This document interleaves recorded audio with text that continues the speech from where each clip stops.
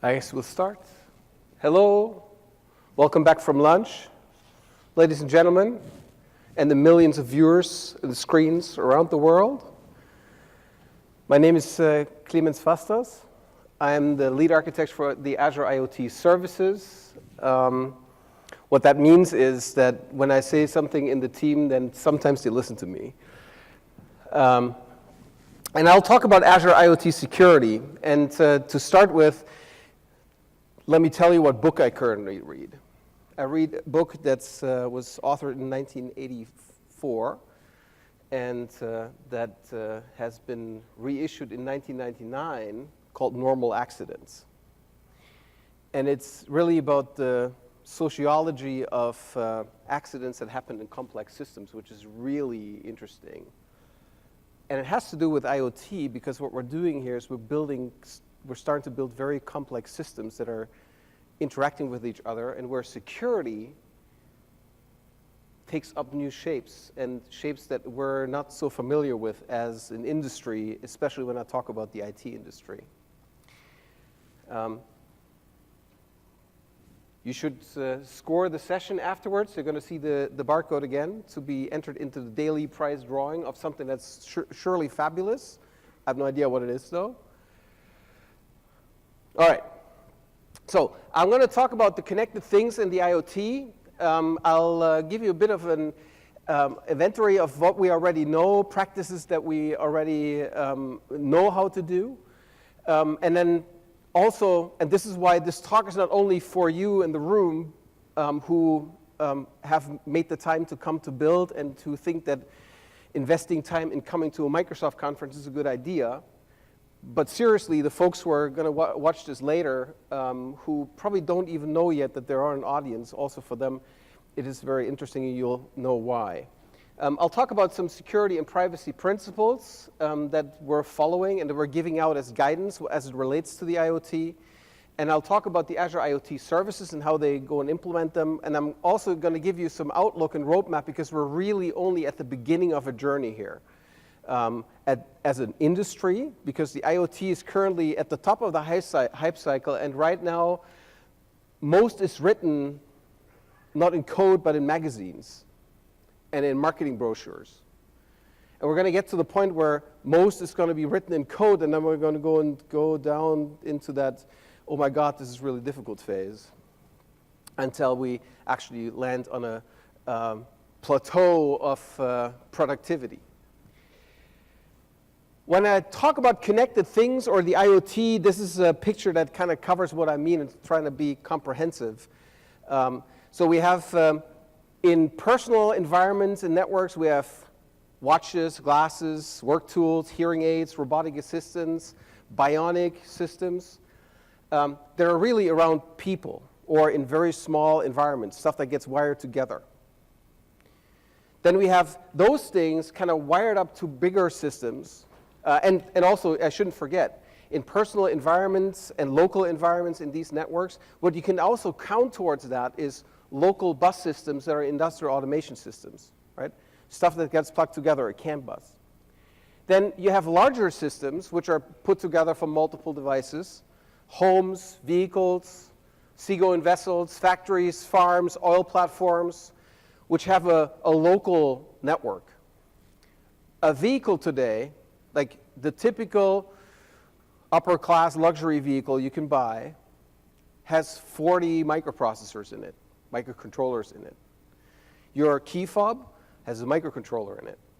It talks via radio with your car. That's already a fairly complex system, all put together on a CAN bus. Those devices will increasingly speak to external systems. These local systems exist. And they have been evolving for many years as closed systems. Arguably, some of the first IoT applications were built in, at least on what we know from the history record, on this side of the Iron Curtain, by the Department of Defense for the purpose of detecting Russian bombers within very, very short time, which were very large computing systems that were plugged together, and they were effectively taking sensor data in right? Radar data in, and we're correlating that data to detect within very short time whether there would be an attack. That's arguably the first IoT system that was ever built. And that already had a notion of integrating data from different sites into one common information base, and that's something that was built in the early 60s. So when I say cloud here, I don't necessarily mean our cloud, our public cloud, but I also mean cloud systems in general. I mean data center systems. You have local environments that communicate out with centralized data collection, data analysis, and control systems, either directly through an ISP system or through an MNO, mobile network operator, gateway system. So that's when I say connected things, I mean those systems. And now the question is, how do we go and secure, how we go about securing all those things? Now, let's think about how important the security is in here. This is about IoT-enabled infrastructure, right? Well, the picture I showed you previously is industrial automation. You can go and easily fit into that picture, and I'm going to get back to that and how you can go and fit that into the picture. But here you have enabled infrastructure, cities, buildings, energy, health, mobility, traffic flow. You have health systems, lab equipment, energy, nuclear waste management, coal mining, buildings, signage, medical emergency systems. All of those systems which are vital to our communities and which are run somehow today, and they work. And what we want to do is we want to use digital technology to make it ever more efficient. But that means that we're now creating more integration, more communication paths, potentially more attack surface, obviously, which leads to one very important point. Safety matters. Security is a function of the overall safety strategy for systems. In IT, security kind of is more or less a self-contained thing. With the Internet of Things, it becomes up-leveled. The whole story becomes up-leveled. The highest priority thing is really safety in many environments. So a few sentences here. Many IoT solutions control critical operations at the core of industrial and civil infrastructure. So digital security will be increasingly interwoven with physical safety of life and equipment. That's something that's driving me. My boss has told me, hey, since you're the architect for those services, the one thing I want to take care of is I want our security story to be right. And that's something that I have a lot of respect for because of this. Because really, it's not only a security story, it's not an InfoSec story, it's a safety story.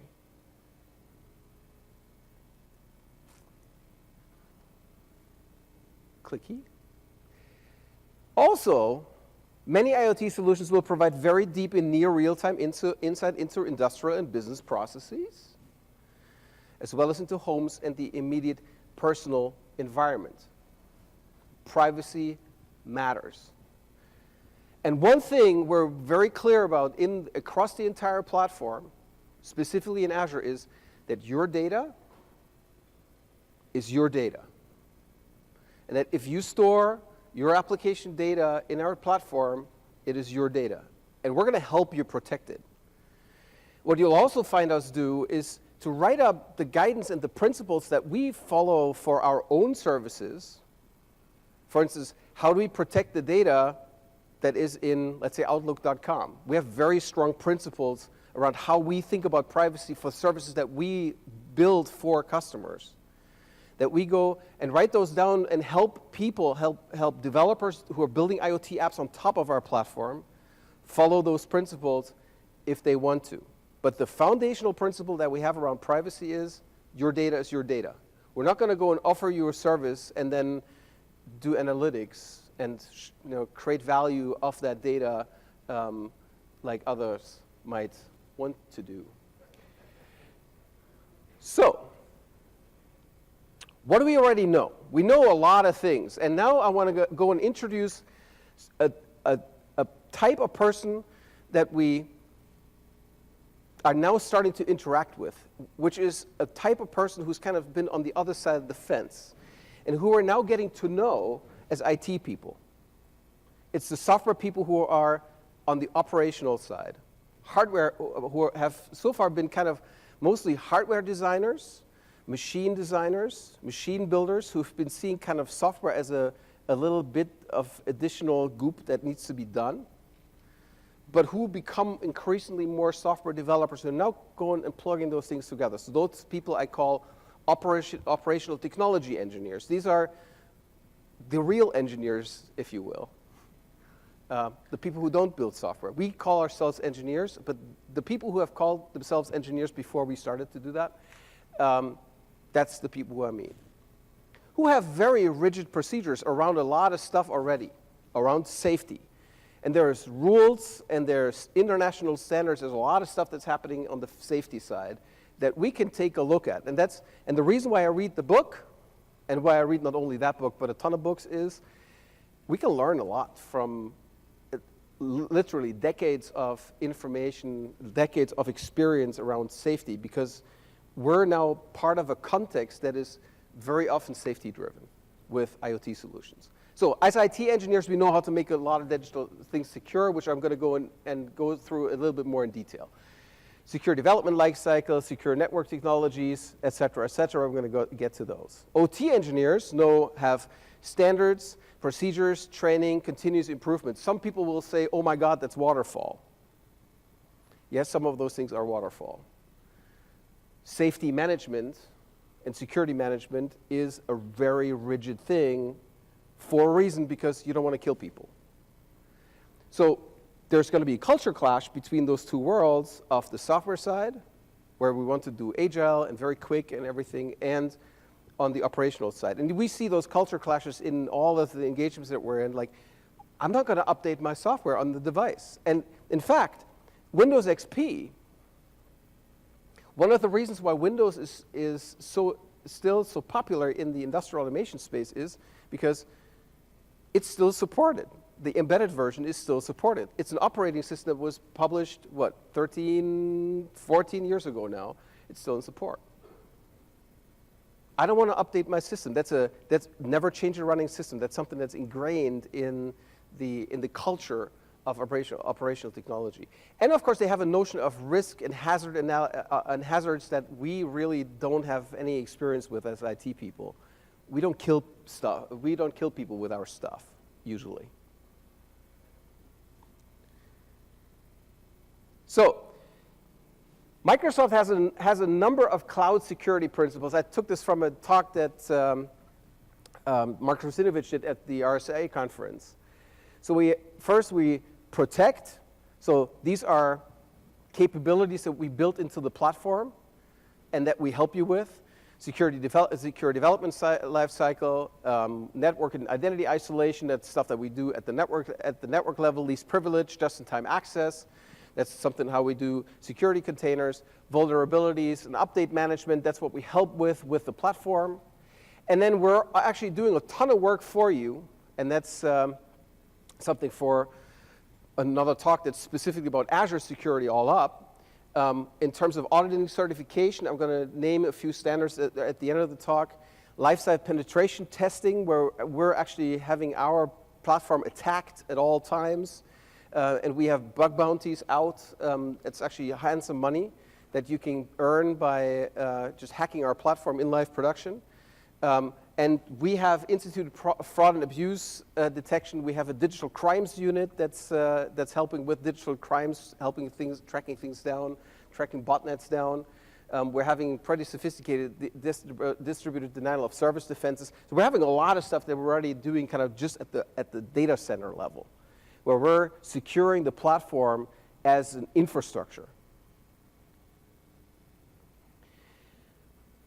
For applications, for solutions, but also for products, one thing we have is the secure development lifecycle. And the secure development lifecycle is something that has emerged out of Microsoft's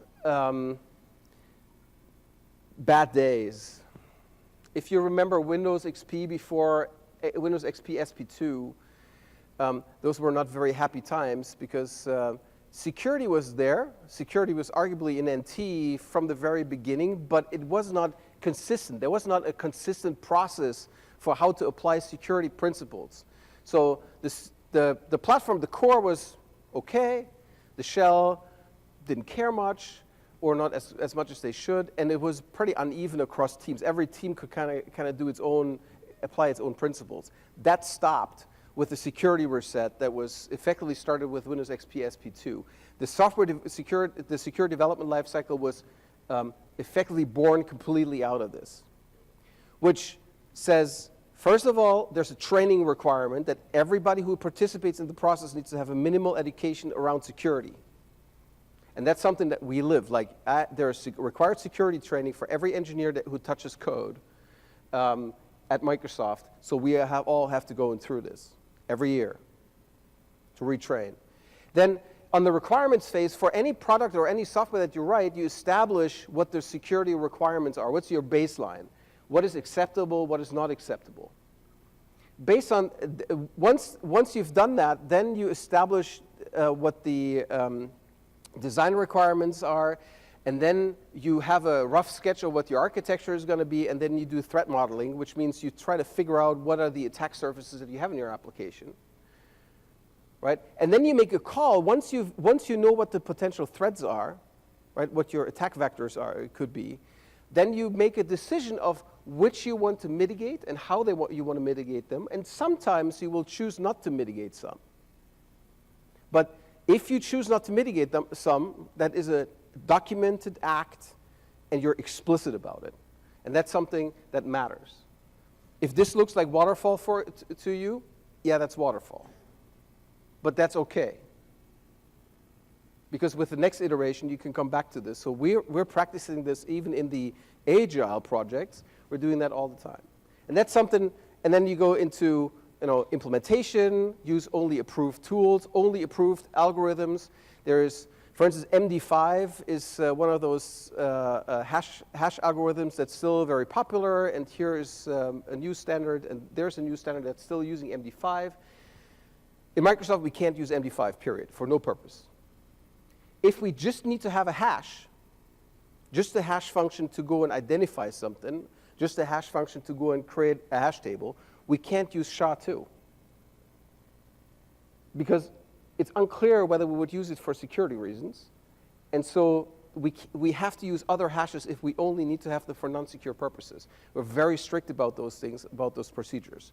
So all of those things, I'm not going to give you a whole talk about the SDL. You can get all that material from SDL. There's actually qualified partners who can help you establishing the SDL. The SDL is something that is very useful to build secure software, and we believe also secure products. What we're currently doing is we're looking through the SDL and see how much we can go and extend that to makers and also to industrial product folks. What changes we need to make, what augmentations we need to make, and we're also very happy to get feedback on this. What's also important, and Kevin has in the previous talk talked about this, is defense in depth. And defense in depth is something that we take very seriously at all layers and also out in all these different zones. So there's the cloud zone, where we want to do, where we go and do defense in depth on the data center side. That starts with the physical layer. Obviously, getting into a data center, getting to a computer in one of our data centers is going to be not a very happy experience if you are not authorized to do that. I'm sure someone will be in the way at some point. But even then, one of the things we do kind of at the host and physical layer is we have strict separation between the site and the software that runs in it. So I would not be able to tell which of the machines runs my workload. That's something that we strictly separate out. So there's defense in depth that we do on the cloud side. There's defense in depth that we also help with on the device side. So with Windows 10, also with Windows 8, with the current operating system, and with the phone operating system, we have a defense in depth model that really starts down at the hardware level and allows you to have, with a TPM chip, keys that are in the hardware, that are locked in the hardware, and that then you have a trusted model where you can have a secure bootloader that's keyed by that TPM that will then go and load the operating system, that will then go and load only trusted components. So you can create this sandbox, you can create these super secure systems. That's the foundation. Having secure defense in depth, basically taking measures at all levels of the system, is the foundation for all the things that we do and all the things that we believe need to be done in IoT. But that's not all, because reality kind of gets in the way sometimes. The first thing is, not all devices are devices that are at the range where you can go and run a full operating system with all the security features.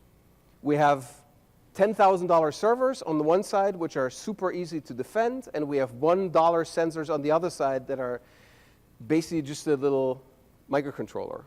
If you just take a look at the maker platforms, because they're actually a good point of reference, the Raspberry Pi is a full computer and has ample capacity.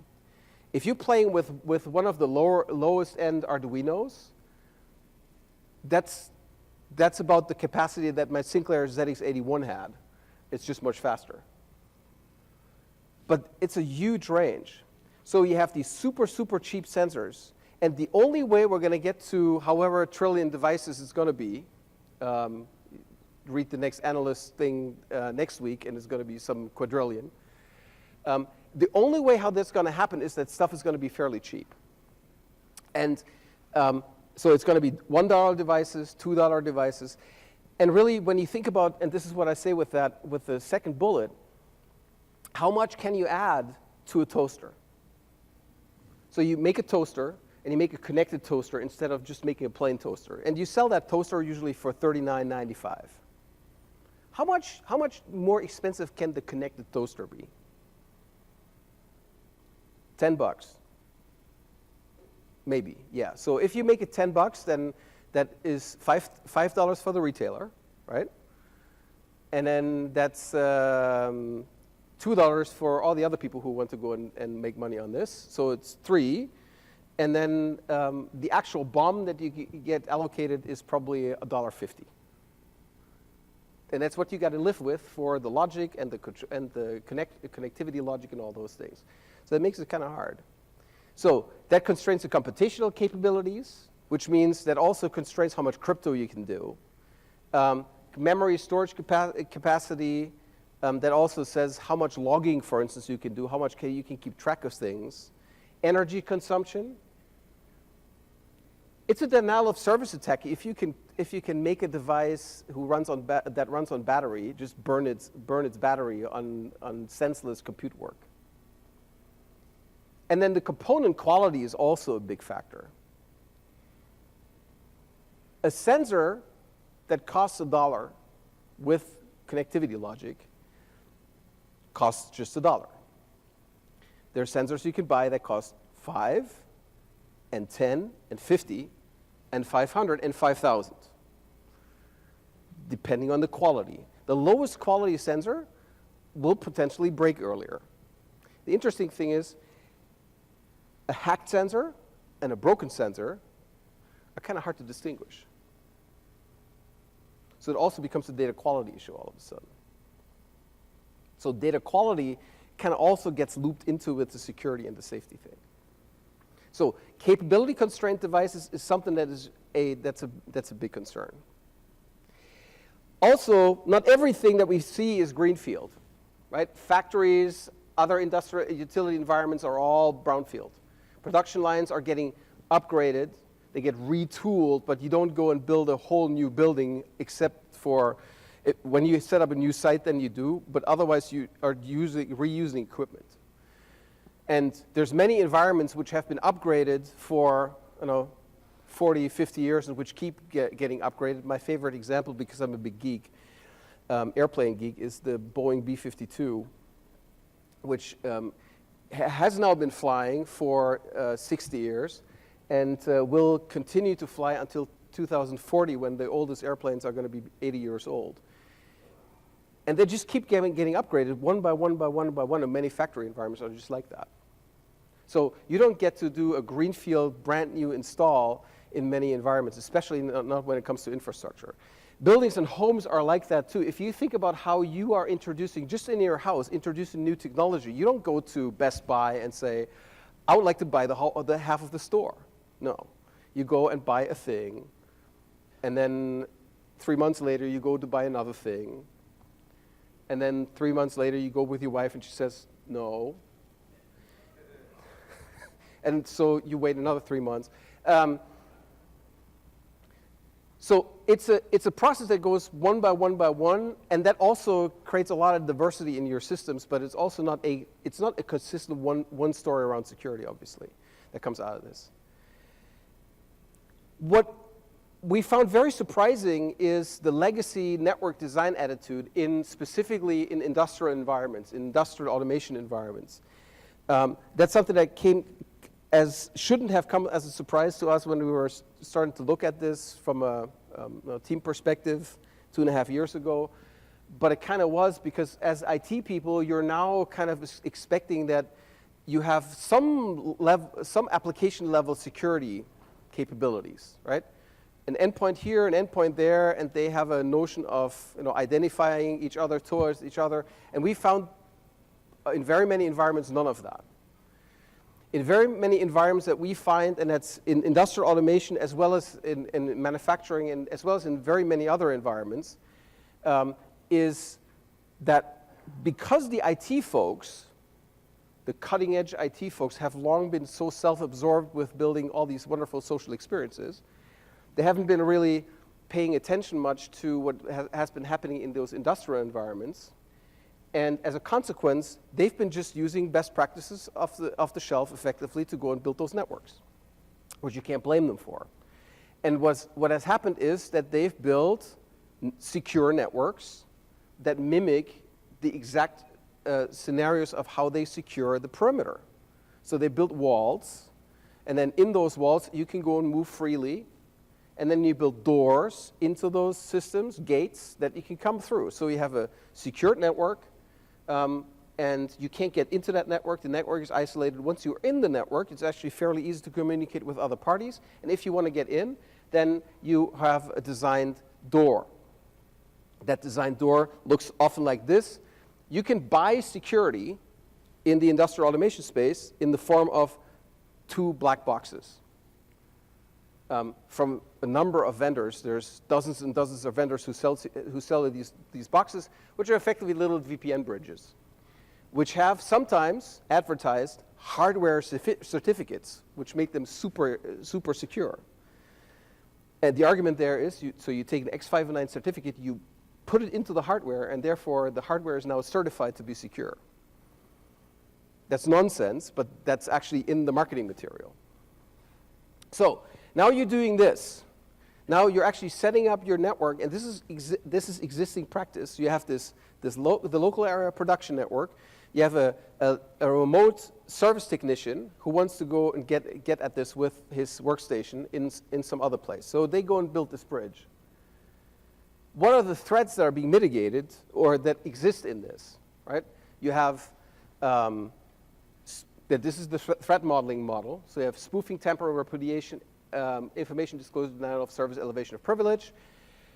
And I've done a little modeling of this model where the communication path is subject to tampering and information disclosure and denial of service. The machine control logic is actually threatened by all those things. The path to the configuration of the device is also TID. The configuration itself is potentially subject to repudiation. The operator is also subject to spoofing and repudiation, so we got to go and authenticate him or her. So this is kind of the threat model for that particular communication link. So those security devices, what do they help with? Well, not a whole lot. What they help with is basically just tampering and information disclosure, making the network secure.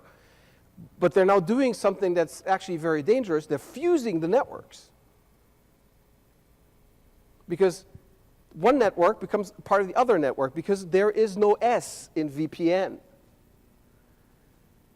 VPN is a network integration bridging technology. There is no S in VPN. This S is only about having a secure network cable that you plug into that one thing, into the another thing, and that virtual network cable, that the network cable is virtual. It runs over the internet.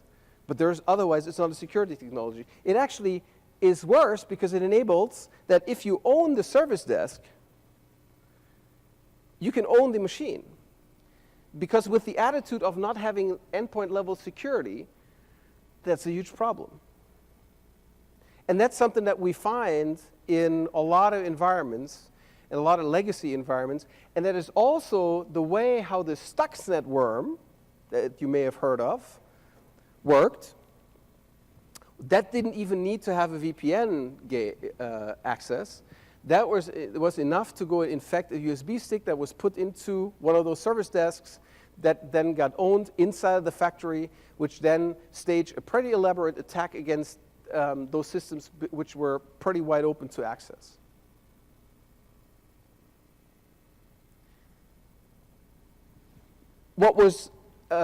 This was one of the moments where I had to close my eyes and basically just leave the room. We've also seen this in vehicle telematics. So there are, in vehicle telematics, this is in a commercial environment, that exact same model. So you have trucks that dial in, that have a network connection over 3G, that effectively dial up into a VPN, VPN gateway in one of two ways, either through a private APN that the mobile network operator creates, which is advertised as peer-to-peer capable. So through that private APN, you're dialing into a VPN, which is peer-to-peer capable, which means the devices can talk to each other. But we also have seen other variations of this where they go and dial into a VPN that's on site. So one of the two. So either they come through a public APN or they go through a private APN. And then once you own one of those vehicles, I mean, you own them in security sense, right? You hack them.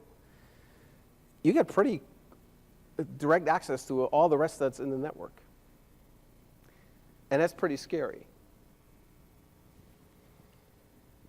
There's other issues with this. So this is obviously a security risk. There's more issues. For instance, so when you do this, when you use this lower level, effectively layer 2 network integration technique to go and integrate a truck with a cloud system and try to send data to the truck, you have to stick with that networking technology, right? So you have to go and do the DNS thing, and you need to do the DHCP thing if you don't have static IP addresses. Let's say you don't have to do that.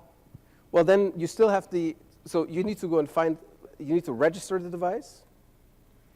And then you also need to, if you want to send a message to a truck and that truck is currently not online because it's driving through a tunnel or it's currently on a ferry or whatever, then you have to wait until that truck shows up again.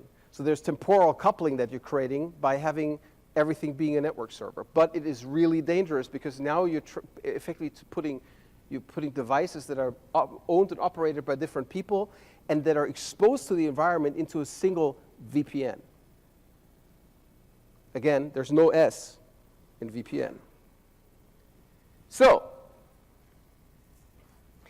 let's go back to those sensors because let's go more on the what was that? The left side of the continuum when it comes to prices. Let's think about all the little gadgets and gizmos you can buy for the home. Let's think about $5, $10 weather sensor equipment that you put on the side of buildings to know what the noise level, what the pollution level, what the environmental conditions are throughout a city. Let's make those $20 or $50. But those devices all need to be relatively cheap. They'll be equipped with small and low capability circuitry. They will, if you actually operate them as servers, they will have to go and triage the traffic that comes in them, and they have to make a decision of whether they want to go and let someone in or not. If someone comes and attacks them, they'll have to keep a log, because if you put a device or a server out there and you don't look into the log of whether someone attacks it, well, then eventually they're going to get in. You have to look for this. So how does a device which is sitting somewhere and, pinned against the wall keep a log, and who's looking at that log? So will you go and defend 1 million tiny unempowered public network servers? Or do you think they could need some help with that? And we think they could need some help with that. So we have a principle that is nothing that we invented, but we gave it a name. It's called service-assisted communication. It's effectively a model where all devices that are in an IoT scenario, which are these small devices that you find around the house, the ones that are just adding $1 or $3 or $5 to the bill of materials, how we can go and even reason about security in that world, which means we need to have a service. And that service can either live on a field gateway, that's a device that you have around the house or in the facility which can go and help out, or it's a cloud service. So you have an isolated network here. An isolated network can be anything. It's effectively the PAN that you had in the initial slide, or the local network that I had on the initial slide. It can be anything from a mobile operator network cell to your local home network. And there's going to be a router at the edge. Let's establish first one thing. It has been said, and there's plenty of articles you can read. There's being more written in prose than there's written in code. There's plenty of articles that you can read that say, we must have IPv6 because we're going to have 10 billion devices, and every one of those devices needs to have a public IP address. That, ladies and gentlemen, is complete nonsense. And it is complete nonsense because count all the devices that you have in your own homes, and you're geeks, which means you're going to have plenty of those, which have a public routable IP address. How many? One, two, adventurous. Here you have 5. Well, you're a professor. That's not a lot. It's your gateway. It's your router. And NAT is not a bad idea at all. It's actually a good idea because it keeps those networks separate. Your devices that you have, and even if you bring an extra new device in your home, or even if you bring an extra new device into that production environment, the presence of that device doesn't change the foundational design of your network, which isn't expecting that anybody shows up to visit over the lower network layers. So having that network address translation, having the separation between those networks is a healthy thing to have, and I think that's also something that's worth preserving. Who needs IPv6 are the people who are building these mobile base stations, because that's going to explode. And mobile base stations, not only as traditional mobile network operators, but also things like Sigfox, which is a French company who is building a ISM band-based networks where you can buy a data plan that gives you 50 messages or 128 messages per day, which each have like 16 bytes. But that's enough. If you want to build a connected cow, no kidding, you can laugh for a second, serious business. Connected cow, if you want to know when that cow is ready to have babies, that's an art to figure out. Also, you just generally, if you have a very, very large farm, you want to know whether your cows are still living or whether they're somewhere out dead. And that's something you can do with a service like this very nicely. So all of those things are connected to these routers. So the way how this works is very simple. Any device goes and connects out through a gateway to a service gateway. That service gateway has a bucket that's assigned to that device. The device is peered with that service gateway, which means it has one credential, and it knows one peer that it will communicate with, ever. It doesn't need to have a local a local authentication database. It doesn't need to have any of those things. It only needs to know that one key of the party that it trusts, and it needs to have a key to identify itself and a second key to role. Then it will go and create a stable connection out to that service gateway whenever it sees the network. To send messages to the device, you go from the client, you send data to the service gateway, to a name and not to an address, which very nicely solves the problem of a car driving along a road fast. I'm thinking Germany, on the Autobahn, where we don't have these crazy restrictions that you people have here.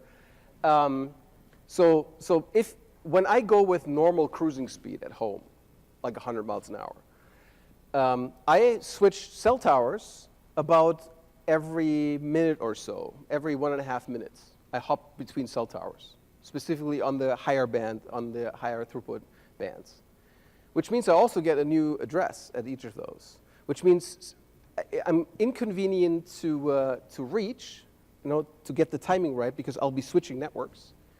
And also, I'll be difficult to address if I get a local address there.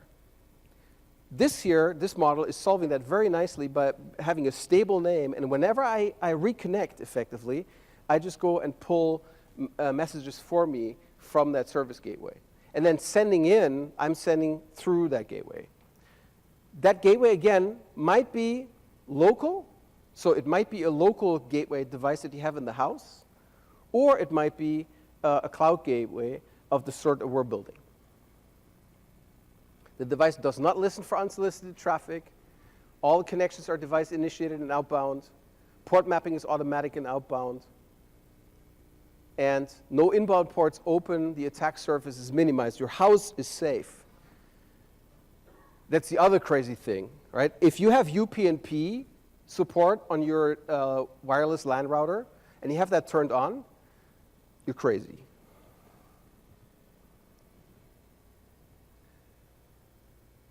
So,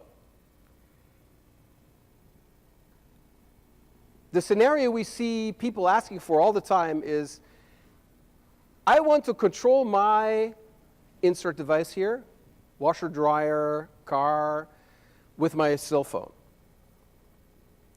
with my iPhone, or my Galaxy, or my Lumia. So how do you realize that? Well, you go through the same model. You don't need to have local peering, but you go through a service gateway, or you will go, and that's even more likely, through a mobile backend. You connect the device up to that service gateway. That's where it gets nailed up, right? And then you come from the mobile device, go through the mobile app, or go straight to the service gateway if you have the necessary rights, and send the message that way. So let's say you want to go and build a solution for car sharing. And for car sharing where you can go and say, hey, I need to have a car that I want to go and drive, and I want to get the closest car.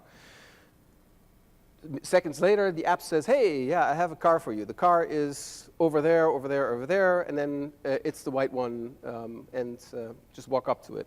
So I walk up to it, and on the app, I can go and push a button, car unlocks. Magic. Well, the authorization for that act of unlocking the car is something that will have to be brokered by the system. Either it tells my phone some information to have a local connectivity, but that's something that would depend on certain radio capabilities in my phone, or it does the remote unlock directly when I push that button, and that would then come through that path where the mobile backend is effectively implementing the authorization logic. But it's a very elegant solution to avoid all of the local networking setup stuff, because everybody can rendezvous in a single place. And it is secure because both parties have a peered connection with a trusted system.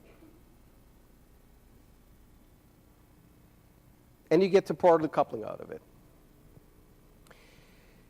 A further thing that's also part of this service-assisted communication model is trust brokerage for nomadic devices. The current models for vehicle-to-vehicle and vehicle-to-infrastructure standards, they're ISO standards now, call effectively for creating the largest PKI system in the world, where effectively every car gets a certificate, and those certificates are managed at massive scale. And we're going to be ending up with a system that will go and distribute and roll and replace certificates at the scale of several billion vehicles eventually. And also we'll go and distribute the necessary certificate of revocation lists, which are going to be funny because stuff gets stolen, stuff breaks, et cetera, et cetera. So we're also going to have certificate of revocation lists of kind of the same dimensions. That is not going to work. We have mechanisms to deal with that, and mechanisms like having a device identity system and a token system that allows to do this, right? So I trust as a device that registry. The other device also trusts that registry, and which means now a device can ask for a token that and then another device can actually see as being trustworthy, and that token can be varied in lifetime. And that's something that's a very useful model for enabling peer-to-peer communication, which will be essential. Because if you're driving along a street and you need to have information from the infrastructure, what your traffic lights are doing or what your street signs are doing, you can't rely on cloud connectivity, which means local radio is something that's important. But what we can't do is we can't have this huge PKI infrastructure with trying to roll certs, et cetera. We need to have something that's lighter weight, and having that a cloud brokered trust model where you have tokens with a limited lifetime, which you can go and reacquire, is something that's actually more feasible. So all that translated into vehicle telematics from the previous picture is this is something that we do today with, I'll give you a name, Scania. They're a commercial truck company, and they have an AMQP bridge in their telematics box, and that telematics box is talking through to Azure using the AMQP link. That is not the only solution that does that. We have another solution that's from Delphi. It's a little fob that you can go and plug into your car. That's also using the same principle, and we have a number of other solutions that do that. In-vehicle telematics, another set of manufacturers that I can't name. You have an AMQP 1.0 link. It's bidirectional, it's secure by default, reliable transfer, application level, and no exposure to the tiers. They're all not sitting on the same network, right? There's no integration at the lowest level. It's effectively just all application level integration.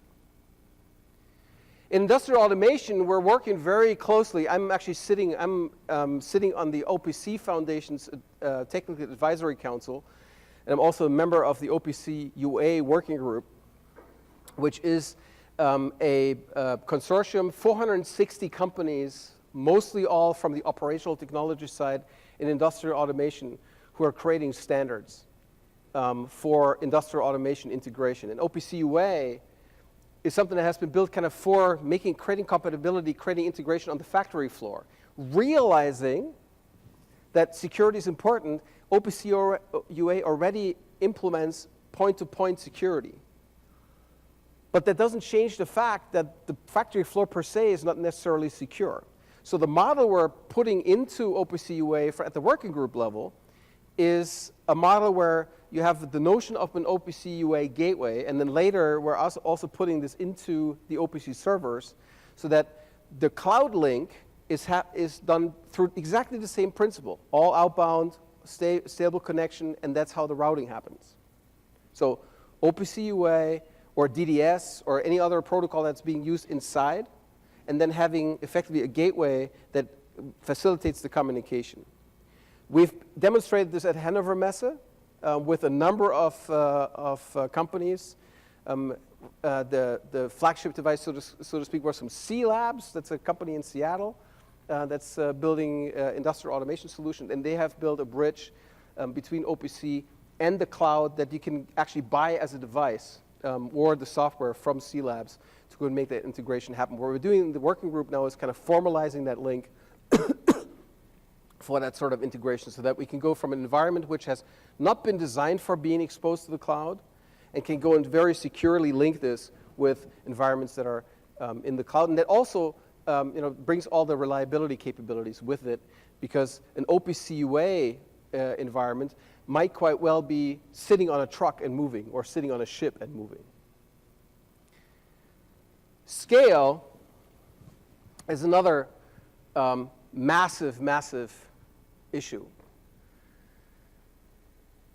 If we think about these vehicle solutions, we're talking about devices, we're talking about management of devices at the scale of millions.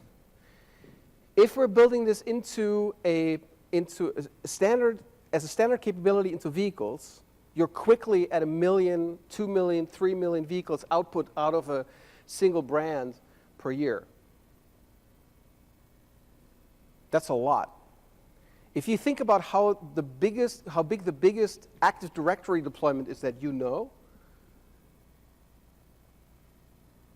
that's magnitudes away from that. So you have to have infrastructure that actually goes and deals with that identity, and it also can do software update management, which is important at that scale. And just to illustrate, right, 1 million is a lot, right? So what we have as makers and prototypes and at hackathons is like hundreds of devices.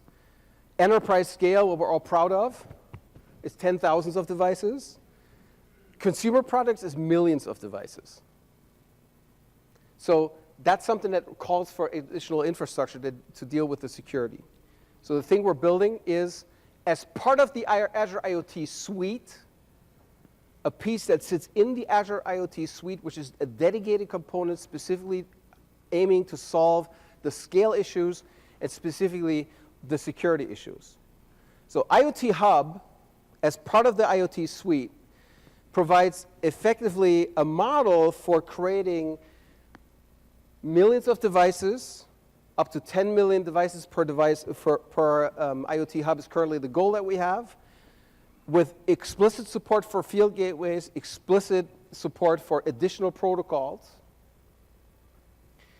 as a service solution that you'll be able to build, to effectively go to the Azure portal and create an IoT Hub, and you're going to get this bidirectional capability. That bidirectional capability will give you a way to go and talk directly with that IoT Hub using HTTPS 1.1 or 2, or with AMQP-S, and I'm explicit about the S here. And it will also give you a way, and this is something we're going to provide as a self-hostable capability, to talk MQTT-S as a capability. And that gateway will also be the foundation that you can go and build on if you want to support further protocols. And we're going to go and extend to further protocols as well. The way you can think of IoT Hub is that it is a supercharged bidirectional version of Event Hub with further capabilities. So it's building on the foundational scale of Event Hub, which can today already do 1 million sources and over 1 gigabyte per second throughput. We're currently doing on Event Hub over 15 billion messages per day. And so on that capability, we're building up the IoT Hub on that scale foundation, and we're actually extending that even. For service-assisted connectivity, you're going to have these per-device command queues. So let me go through this quickly. So hyperscale identity, there's an identity registry in there, so that you can have millions of these devices in the IoT Hub registered. So we're going to allow you to go and register them, and it will also be able to federate identity with Active Directory. We're going to be secure by principle. At the main gateway of the IoT Hub, you will not be able to use protocols that are not secure. We will not allow plain HTTP traffic. If you want to do plain HTTP traffic, you can do that, but you have to go and make it self-hosted gateway. We will support initially TLS with certs. We will then also extend this to also support TLS PSK, which shaves off the certificate exchange and allows you to operate with shared keys on both sides of the connection, which makes the exchange much, much quicker and much, much lighter weight, and specifically designed for that purpose. We're also looking into using TLS RPK, which is raw public key, which does the same thing with asymmetric cryptography. And that is specifically interesting for super bandwidth constrained links. So if you're paying your M2M connection by the kilobyte, then always sending 5 kilobyte certs across the wire is not a good idea if it's always the same thing. Typically, because the peering is strong, because you have a gateway and a device, you don't need the cert. You actually don't want to have the third-party certificate authority in the middle. Having a key exchange is actually sufficient.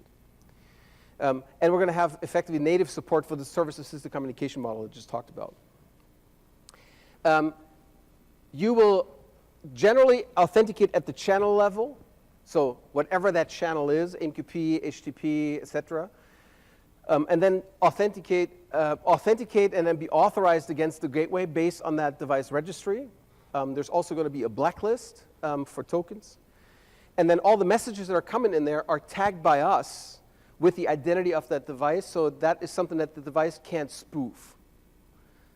The device can't say, I'm the device so-and-so, which you can currently do, right? Today you can say, I'm device so-and-so, but you don't have to go and prove that you're device so-and-so. So we're actually stamping that on based on the authentication result. And then also what we're going to add is device management, a device management foundation, so that you can do software updates through that system, that you can go and get the state of your devices through that system. And software updates is something that is obviously super, super important if you want to follow secure processes. So last 3 minutes, let me speculate about the future a little bit. There's a lot of IoT challenges. I already talked about some of them, right? There's cost pressure on device hardware, cheap sensors, weak or no crypto, the source of randomness. If you want to do crypto, you have to start with some random numbers. And creating random numbers on a super, super tiny chip is kind of hard. Time management is hard. Right? Just the fact of not having a real-time clock in a super cheap device, try to do that on Arduino. Good luck. There's an analog gap. With analog audio, DRM has kind of failed. And the reason why DRM has failed is because it's kind of hard, it's kind of easy to go and play it back and record it back with very minimal fidelity loss. The analog gap also exists on the other side, because you can go and degrade a sensor. You can cheat on a sensor, right? You have a temperature sensor and you hold a lighter in front of it. There's all kinds of, you can do physical hacks against digital systems where the digital systems can't cope with them, especially not if they're cheap. Industrial grade sensors can deal with them because they have defenses against that, and they can go and spot those things, but cheap sensors can't. So what that means is that the defense in depth is often broken kind of at the lowest levels at the device and the field gateway layer, also because there's legacy. There's a lot of stuff that we'll have to deal with which just can't, which we won't be able to secure because it's 30 years old. So we already have service-assisted communication. We have machine identity and access authorization that we can do architecturally and that we're covering. Further out, stuff where we're also going to tackle is, for instance, data stream authorization. We're going to take a look at the data streams and actually we'll figure out we have to go and figure out who is authorized to get that data and process that data in collaborative environments like a factory. We'll have to go and figure out what is the plausibility of that data. Is the sensor bad? And integrate data quality concerns with these authorization concerns. A hacked sensor and a broken sensor are indistinguishable. So data quality is something that is part of the platform that we think we can provide to help with that. Also for privacy, if you take the rental car scenario, you have a rental car, you rent the car, you sit in it, you drive. 2 weeks later, you call the rental car company and say, hey, delete my data. Well, the rental car company has legitimate rights to collect the information from the vehicle. So there's got to be a way to attach your identity to that system and then remove your identity from that in a secure way. So that's all stuff that we're dealing with. How do we deal with privacy? How do we deal with data quality? How do we deal with trust in those environments? And to really also have this, the safety notion kind of flow into those systems.